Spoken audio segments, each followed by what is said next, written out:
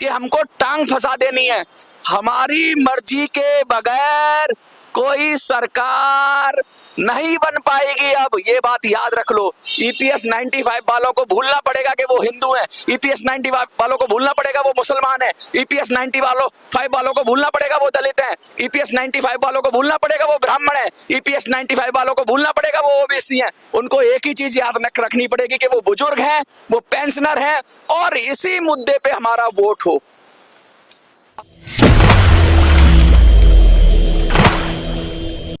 नमस्कार, आप देख रहे हैं मिनी संसद और मैं हूं मनोज सुराजी। ईपीएस 95 के बारे में लगातार मैं वीडियो बना रहा हूं और योजना की बात हो रही थी तो मैंने एक योजना के बारे में बात की कि दिल्ली फतेह करनी है। और जब हमने दिल्ली फतेह करने की बात की तो मजे की बात देखो, पूरे देश से लोगों ने एक मत में कहा हाँ कि अब इलाज यही है, ईपीएस 95 को सुधार करने के लिए दिल्ली फतेह करनी है। मैं बता दूं आपको, 20,000 से ज्यादा लोगों ने अलग अलग चैनलों पे देखा, वो चाहे जाग 85 हो, चाहे a voice for you, mini संसद हो, दबंग दिल्ली हो, बिल्लू भयंकर हो, और भी 2-3 चैनलों ने डाला। कम से कम 30 से 40,000, मैंने जब तक अपडेट किया था दोपहर तक 40,000 लोग इस वीडियो को देख चुके हैं और 1,000 से ऊपर कमेंट है। 1,000 से ऊपर कमेंट कैसे हैं? पॉजिटिव कमेंट है, यस कमेंट है। यानी जो मैंने आपके दिल की बात बोली, जो आप कह रहे थे वही 2, 4, 5, 10 कमेंटों को इग्नोर कर दें, उनसे बहस नहीं करनी है हमको। लेकिन ईपीएस 95 की जो फौज थी, जो 2,000 लोगों की मैं बात कर रहा था, उसमें से कम 1100-1200 लोग तैयार हो गए हैं और मुझे लगता है कि अब वो बात आ गई है कि योजना का दूसरा फेज की मैं आपसे बात करूं। मैंने कहा था कि मैं आपको एक नंबर दूंगा, वो नंबर मैं आज नहीं दूंगा, क्योंकि आज जो बात करूंगा वो ये बात करूंगा कि 6 तारीख आज है ना, 6 तारीख क्या हुआ आश्वासन का? मिल गया ईपीएस 95। ये आश्वासन खेलना बंद होना चाहिए। ये आश्वासन खेलना बंद होना चाहिए और सीधा सीधा डंके की चोट पे कहना चाहिए कि दिल्ली फतेह करनी है। और अब आप लोगों से उम्मीद है जो 6 तारीख का रोना रो रहे थे कि 6 तारीख को कुछ हो जाएगा, 6 तारीख को कुछ हो जाएगा, उन लोगों को भी, इन जो 1,000-1,100 लोग जो तैयार हो गए हैं, सैनिक बन गए हैं ईपीएस 95 के, इनके साथ आ जाना चाहिए और एक हाथ में एक सुर में कहना चाहिए कि दिल्ली फतेह करनी है। मैं आज बड़ी मुश्किल में ये वीडियो बना रहा हूँ। मैं एक ऐसी जगह खड़ा हूँ क्योंकि मेरी बहुत सी कार्य की बाध्यताएं हैं। मैं कई लोगों के साथ काम करता हूँ, वीडियोस करता हूं और उसके बाद भी मैं ईपीएस 95 के लिए समय निकालता हूं। एक सड़क पे खड़े होकर आज मैं ये वीडियो बना रहा हूं और मोटी बात ये कहना चाहता हूं कि देखो, सैनिक तैयार हैं, सैनिक तैयार हैं, सैनिक ईपीएस की आर्मी तैयार है, लेकिन अब हमें सेनापति की जरूरत है। किसकी जरूरत है? सेनापतियों की जरूरत है। और मैं आपसे कहूंगा, आप जो है, जो सेंट्रल लीडरशिप है, उसको फोन लगाइए। मेरी आपसे रिक्वेस्ट है कि अगर आप जानते हैं मेरा फोन नहीं उठाया जा रहा है, पता नहीं क्यों नहीं उठाया जा रहा है, मैं और भी बहुत सारी चीजें कहना चाहता हूं लेकिन इस वीडियो में नहीं बता पाऊंगा। मेरा फोन नहीं उठा रही है लीडरशिप, पता नहीं क्यों नहीं उठा रही है, तो आप लोग उठाइए और उनसे कहिए कि भैया अब क्या हुआ, 6 तारीख हो गई, अब तो नया आइडिया पे विचार कर लो, अब तो कुछ नया कर लो। तो आपका काम ये है, आप जो 1,000-1,100 लोग हैं जिन्होंने यस कहा है, अगर आपके पास नंबर है तो सेंट्रल लीडरशिप को रिक्वेस्ट करिए कि प्लीज आओ हमारे सेनापति बनो, आओ हमारे सेनापति बनो। देखो, 3 चीजों की जरूरत होती है एक युद्ध लड़ने के लिए, सेना, सेनापति और नीति। सेनापति को मनाना है, नीति चाणक्य नीति है अब आपके पास। अब कोई लोकल नीति नहीं चलेगी, अब चाणक्य नीति चलेगी, क्योंकि ये सब चालाक है तो इनको भी इनकी भाषा में जवाब देना होगा। तो अब आपके पास नीति भी है, आपके पास अपनी आर्मी भी है, 1,000 लोग हैं, तो 1,000 लोग एक काम करेंगे कि इसको मैंने 2,000 बोला है, ये 1,000 लोग कम से कम 2,000 हो जाएं। ये जो वीडियो पड़े, ये शॉर्ट वीडियो 2,000 हो जाए। मैं एक सेंट्रलाइज नंबर दूंगा, इन सबको हम लोग बात करके कोशिश करेंगे कि अलग अलग काम हम लोग करें। देखो, सबका काम बटेगा और सबको मिलकर ही करना होगा, जिसकी जितनी क्षमता होगी वैसे ही करेगा। कोई घर से करेगा, कोई बैठ के करेगा, कोई फोन करके करेगा।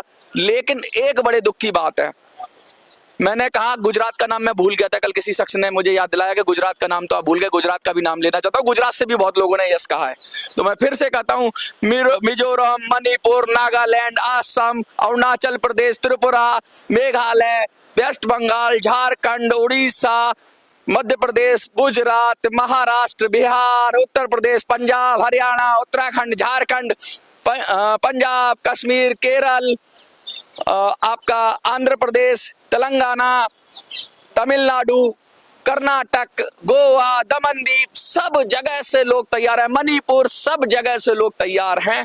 लेकिन मजे की बात देखो, दिल्ली सोई पड़ी है, दिल्ली सोई पड़ी है, दिल्ली खर्राटे मार रही है, दिल्ली वाले खर्राटे मार रहे हैं, और सबसे ज्यादा लोग दिल्ली में ही हैं, EPS 95 के जो लोग हैं।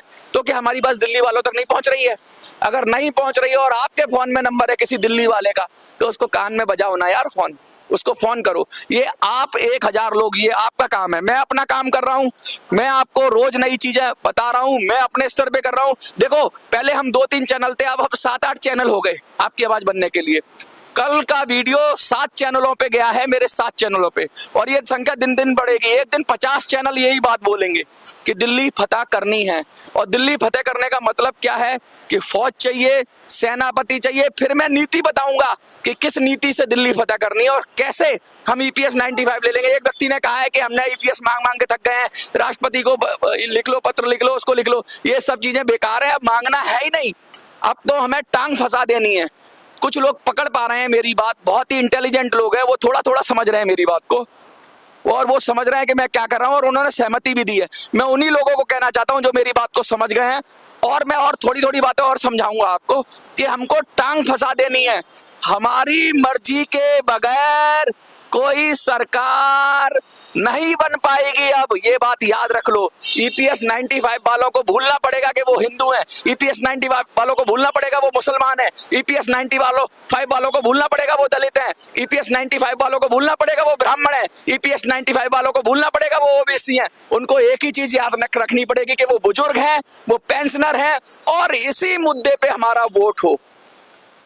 अब वोट कैसे होगा, क्या होगा, मतलब हम एक वोट बैंक बनेंगे। अब EPS 95 का वोट बैंक बनेगा। मैं बताऊंगा क्या रणनीति है आपको, मैं बताऊंगा पूरी रणनीति, चिंता मत करो, मैं सब चीज बताऊंगा। और पूरे देश में नहीं है रणनीति, वो सिर्फ दिल्ली में बैठ के ही करनी है, और दिल्ली को हिला देना है। और जिसने दिल्ली फतह कर ली ना, उसने देश फतह कर लिया। और दिल्ली हमने फतह कर ली तो हमारी मर्जी